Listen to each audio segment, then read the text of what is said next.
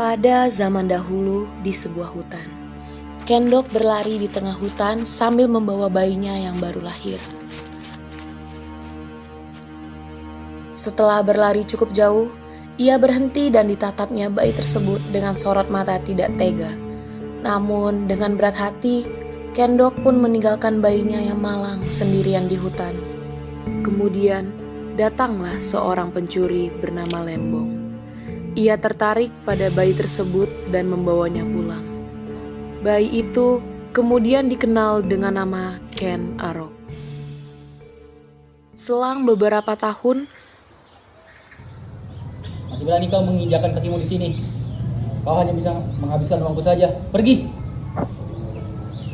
Ken Arok yang diasuh Lembong si pencuri tumbuh menjadi berandalan yang gemar mencuri dan berjudi.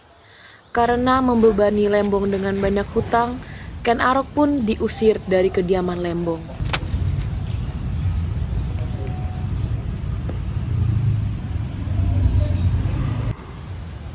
Anak pungut itu selalu saja mencari masalah dengan anakku. Namanya juga anak pungut, pasti merepotkan. Kalian jangan berbicara seperti itu. Anak itu membawa keberuntungan. Lihat kan, sejak ada dia, kehidupan kita menjadi lebih enak. Mendengar perdebatan orang tua angkatnya, Ken Arok pun merasa tidak nyaman dan langsung pergi keluar rumah.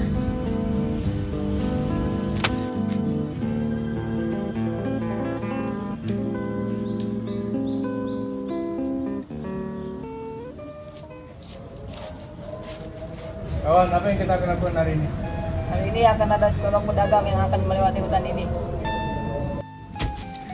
Yuk.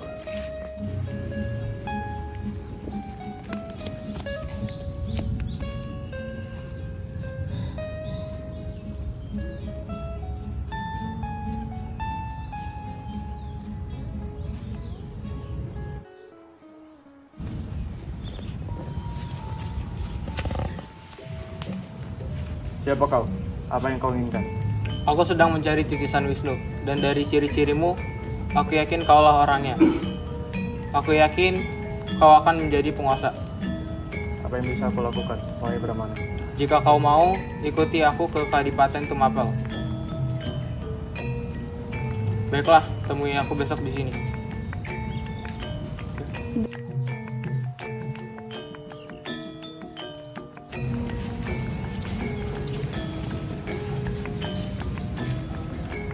Selamat datang di Kadipaten Tumapel. Mari ikut saya.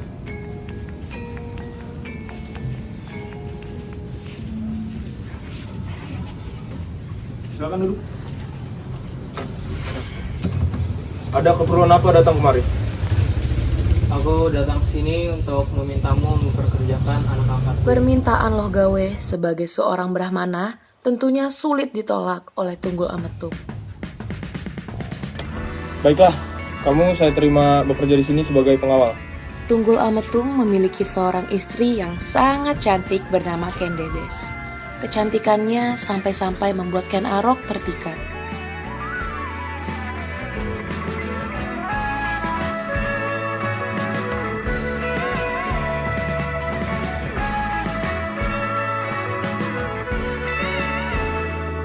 Dalam silauan cahaya membakas pandangan mata, namun jelas kulihat kamu. Biarpun ku sadar kau kian jauh, menyangkan aku.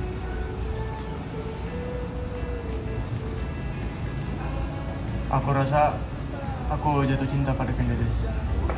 Kendedes adalah wanita mulia yang akan menurunkan raja-raja dari tanah Jawa. Tapi aku tidak bisa merestuimu untuk ini. Kau bisa habis di tangan Tunggul Ametung. Izinkan aku pulang untuk menemui ayahku, Brahmana Loh Gawe. Aku menginginkan nasihat darimu. Baiklah, tapi kamu tidak boleh berlama-lama. Aku tidak punya alasan untuk berlama-lama.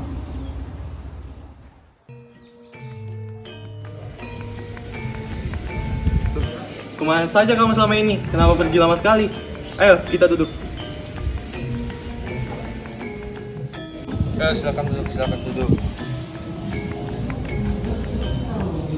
Aku pergi ke Kadipaten Tumapel. Di sana aku menjadi pengawal pribadi aku Tunggul Ametung. Ken Arok pun menceritakan pengalamannya di Tumapel. Ia juga menceritakan tentang keinginannya menyingkirkan Tunggul Ametung dan menikahi Ken Dedes. Punya teman di desa Lulumbang, Empu Gantring namanya.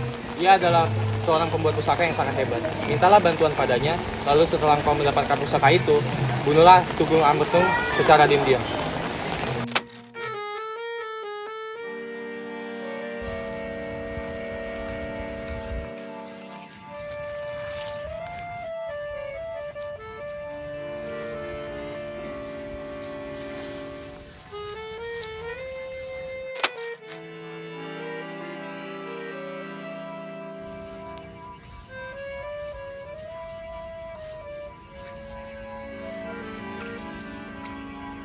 Apakah Tuhan adalah Empu Gandring yang mampu membuat pusaka sakti? Ya, aku adalah Empu Gandring. Tolong buatkan saya sebuah keris sakti. Akan saya ambil setelah 5 bulan. 5 bulan itu terlalu cepat. Aku membutuhkan waktu 1 tahun. Jika tidak, keris itu tidak akan sempurna. Bagaimanapun caranya, keris itu harus selesai dalam waktu 5 bulan. Setelah 5 bulan, Ken Arok teringat akan janjinya pada Empu Gandring. Ia lalu mendatangi tempat Empu Gandring untuk mengambil keris pesanannya. Yang mana keris pesananku, Tuan Gandring? Yang sedang kuasa ini adalah pesananmu. Sepertinya sudah selesai. Apa yang kau lakukan? Keris itu belum siap. Kenapa harus menunggu lama? Kau menggunakan keris ini untuk membunuh. Kelak keris ini juga akan membunuhmu dan keturunanmu.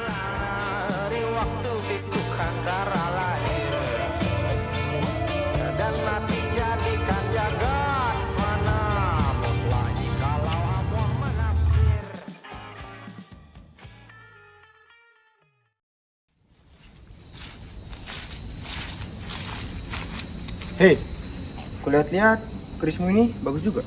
Boleh aku pinjam? Sudah, ambil jika kamu suka.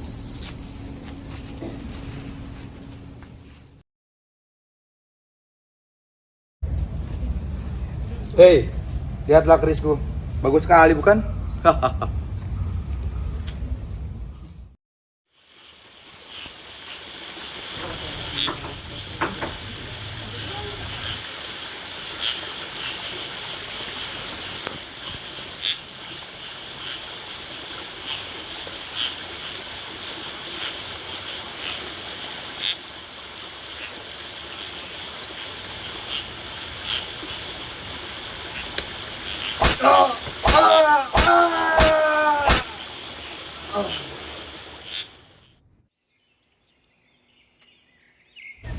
Jelas Kibojo adalah pelakunya. Buktinya ada pada keris itu.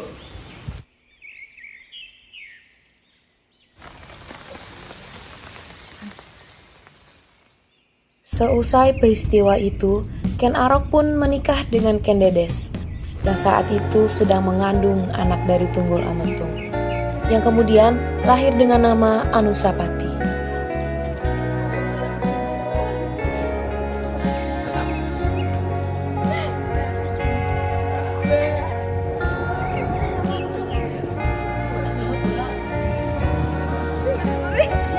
Setelah beberapa lama, Ken Arok juga menikahi seorang wanita bernama Ken Umang, yang kemudian melahirkan keturunannya bernama Toh Jaya.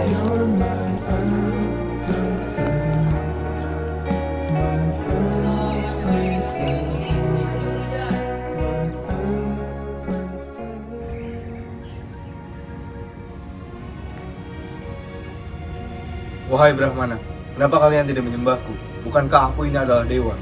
Tuanku, sejak dahulu tidak ada Brahmana yang menyembah raja. Itu adalah dulu. Kalian sekarang menyembahku! Bisa begitu.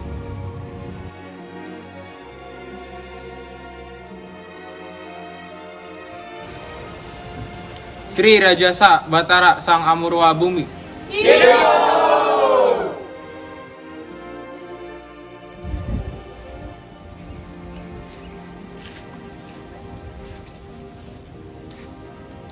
Mari ikuti saya.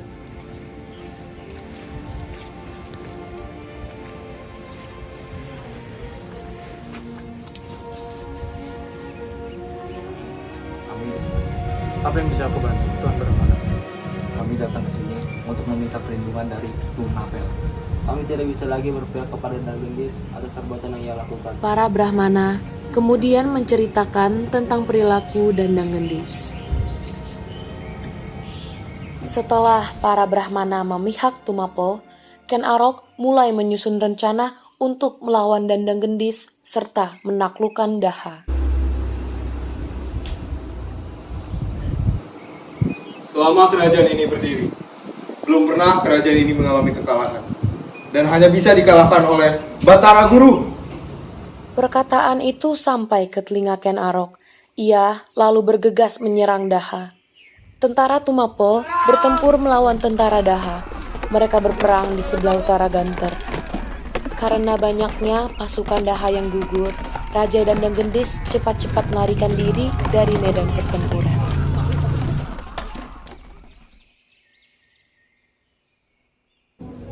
Ini sudah waktunya aku untuk turun tahta. Aku akan menurunkan tahtaku ke anak kandungku, Toh Jaya. Baiklah.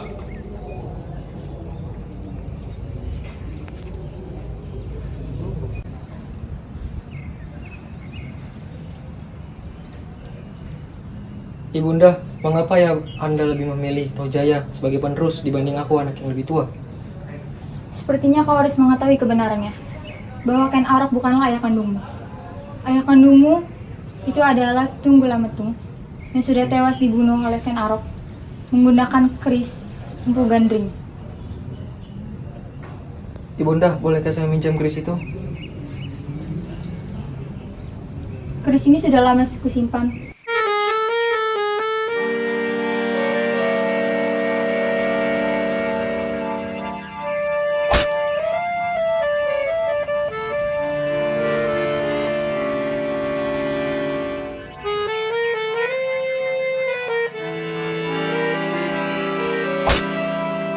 Kau telah membunuh ayahku.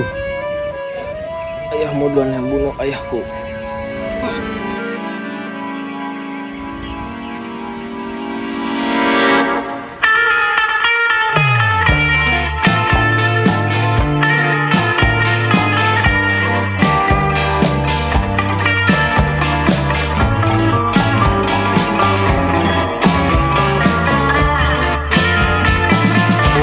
Setan yang bersembunyi di antara makna dan tak mempan diusir dengan ruqyah, merasuki bangunan kepala dan mengendap hingga jadi lumrah.